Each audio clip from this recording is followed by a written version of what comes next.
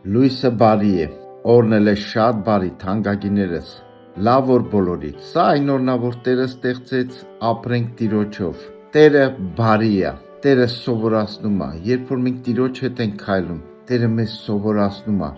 իր արքայությունը կառուցում մեր մեջ։ Ես կարդում եմ Ղուկաս 22-24 խոսքից։ Նրանց միջումը մի վեճ էլ եղավ, թե իրանցից ով պիտի մեծ համարվի, եւ նա ասեց նրանց. ազգերի թագավորները տիրապետում են նրանց վրա,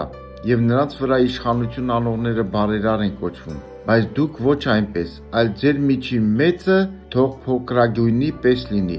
եւ առաջնորդը ծառայողի պես, հալելույա, շատ հրաշալի խորհուրդ, Տերը խոսում էր վերջին օրերից, բայց աշակերտները իրանց մեջ միշտ վեճեր էր, Տերը 3 տարի իրանց սովորացնում էր, սակայն իրանց մեջ միշտ վեճեր կար, երկնքից էր խոսում, իրանք մտածում են երկնքում ով մեծ կլինի, ով Հիսուսի կողքը կնստի եւ շատ վեճեր, եւ Տերը բերում է ճիշտ մտածելակերպ տալիս իրանց, մեծ ես ուզում լինել, Աստծո արքայության մեծը ինքը միշտ պիտի փոքրագույնի պես լինի, առաջնորդը, եթե առաջնորդ ես ուզում, ծառայողի հոգի պիտի ունենաս, ոչ թե այս աշխարհի համակարգի նման, ոչ, մեր մտածելակերպը պիտի երկնային լինի, սիրելնես, ծառայի մտածելակերպ պիտի ունենանք, դա է մեծը, սիրելնես, Աստծո արքայությունում, եկեք ոչ թե երկրի վրա մեծ կոչվենք, այլ Աստծո արքայությունում մեծ կոչվենք, իսկ Աստծո արքայությունում մեծը